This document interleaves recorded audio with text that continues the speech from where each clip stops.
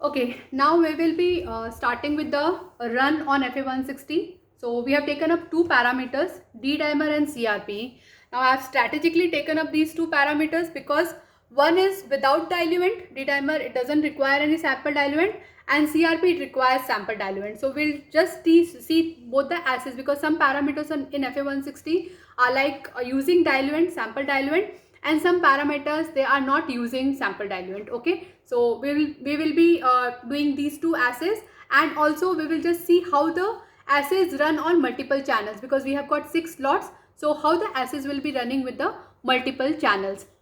One more thing I just want to indicate, you can see here like how we see the battery indication on mobiles. So you can see the battery here, battery with giving the indication that it is almost fully charged right now. So I'll be using it on the battery backup only, but just keep this in mind. When the battery is getting drained, just connect it to the DC so that it will be discharged, it will be charged. It won't be discharged, it will be charged, and whenever it needs to be moved without any direct current, it can be moved. It's a portable instrument, so it can be moved with the battery, fully battery charged instrument. Okay, so we'll be starting with the assay. Now coming to the kits, what things are provided in the kits. So I'm taking up first the D-dimer kit. Here in this case we are providing with this is the instruction for user, that is the manual, kit manual or kit insert you say it as. So if you see here, the whole protocol will be provided, how to run the test and all, what all things have been provided, what are the components being provided in the kit. So this is how this is the kit insert that is being provided in the instrument. It's a 25 test kit, so 25 cartridges will be provided in one pack. Okay, and second thing that is provided is the QC card for this. This is the RFID card which is provided along with the kit, because this RFID card will be the QC run for this particular parameter. It has all the information like what is the lot number and how many tests are there. So everything will be provided in this QC card. Now this QC card is meant for 100 tests. Okay, so this advantage we have over competitor. Any multiple reading that we are doing or whatever number of tests we are doing with this 25 tests, it will be advantageous to us because 100 test is provided in this QC card. So it won't like run off, but competitor has this disadvantage, like they can do limited number of testing with the kit that they are being provided. Okay, so this is the packing that is coming in the kit. Now we'll be starting with the assay. So this is how the card, we'll just tear off the card. If you are keeping this kit in refrigerator, just make sure that it is coming on RT and then only we are running the assay. We can keep it at we can refrigerate it. I mean the storage is 2 to 30 degrees Celsius. So anytime if the storage you have put it at a lower temperature, just make sure that the kit is coming at RT and then only we are running the assay. So we are starting with the assay. Yes. So first you have to run the QC, you have to put the QC card on the RFID scan that is provided.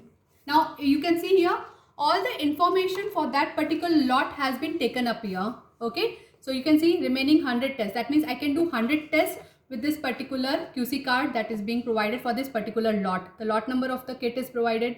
What is the sample type we are going to use?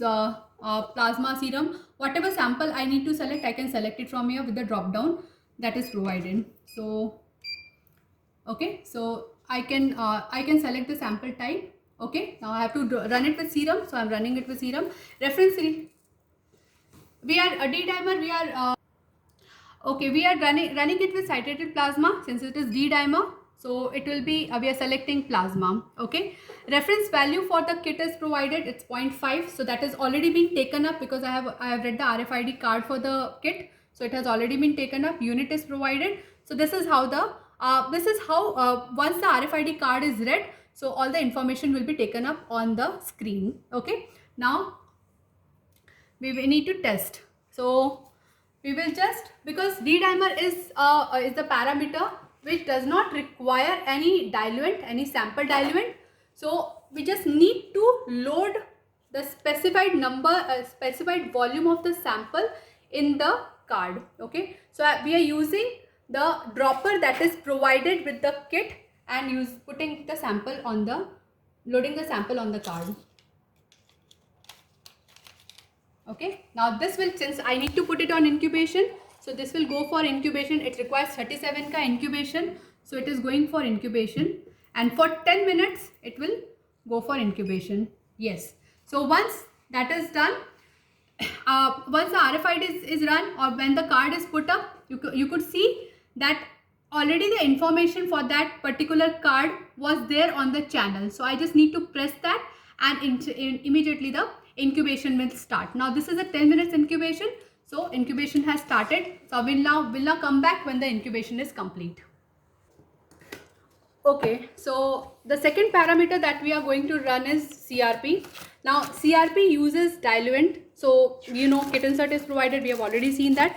Now this kit is coming along with the diluent vials. So you can see here, this is how the diluent is provided in the Appendrof vials. Now the best part is I just need to put in the sample, because I need to put 20 microliter of sample in this. So I'll be dispensing 20 microliter of sample in this, mixing it, and then that diluted sample will be loaded on the card. Okay, so these are the diluents that are provided in the kits. 25 diluent vials are provided. It's a 25 test kit, so 25 diluent vials are provided. Now again the QC card is provided for the kit, and the cassettes, as we can see here, 25 cassettes are provided in one box. Now we'll be starting with the CRP assay. Okay.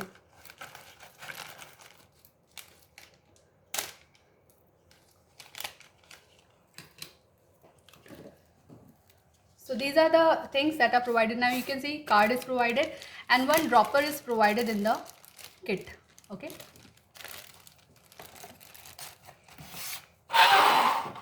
Now we are diluting the sample first.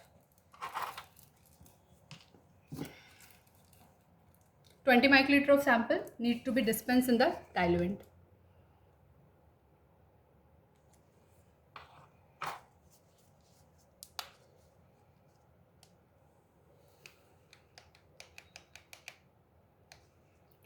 Just try to dispense, aspirate 2-3 times so that all the sample is coming up in the diluent vial. Okay. Now we have to mix it for at least for 20-25 rotations. You can just mix it so that everything is homogenized properly. Okay. And once that is done,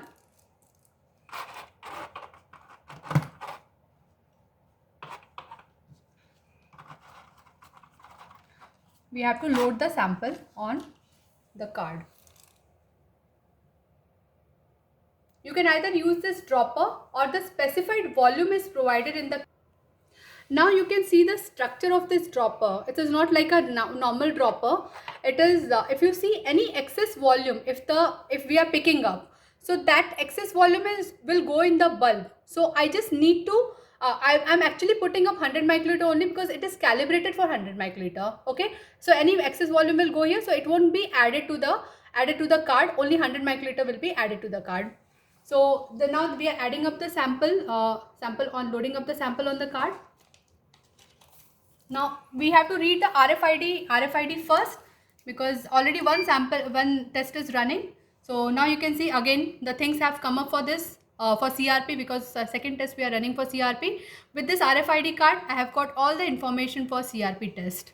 Okay, so once we have to press test, that's it. Now we have to insert this card here. We are now going for second channel, because already in first channel we are having CRP. Now CRP, if you see here, already D-dimer is running on the first channel, so it has taken up.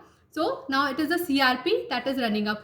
Now one advantage that I wanted to show you is, like, whatever lot you have run, and RFID, if you have run for that first time, it has taken up. Next time when you have to run D-dimer, it will already show up, so you don't need to run RFID again and again for that particular parameter, for that particular lot. Okay, just remember this, for that particular lot, once RFID is run, you don't need to repeat run the RFID card. You can just press it here and that's it. You will be selecting the test from there.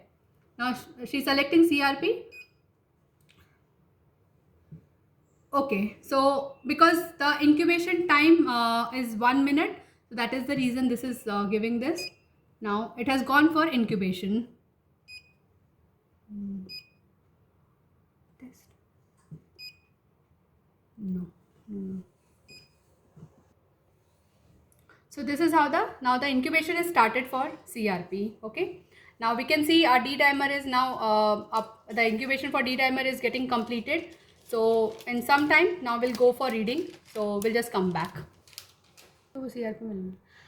Okay, so now the timer for D dimer is over. So now we are taking it in the reading slot.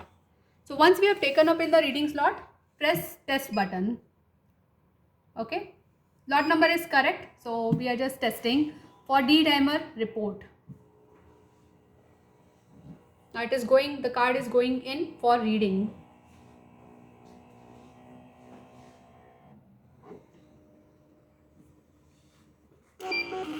Okay, so the result has come 1.99 mg per liter, and this is how the report printout comes. Okay, so this is the D dimer test that has been done.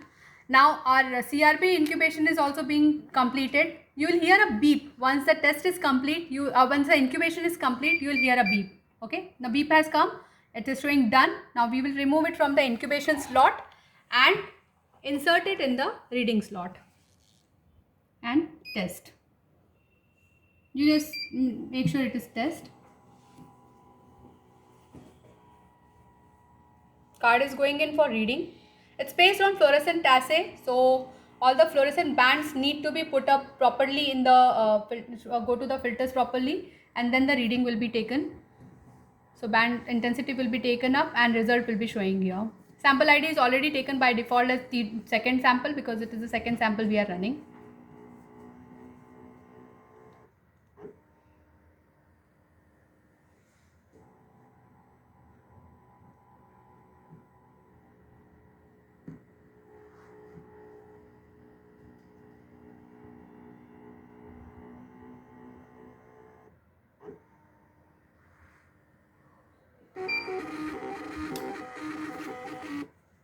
Okay, so this is the reading for CRP on FA160 for this particular sample.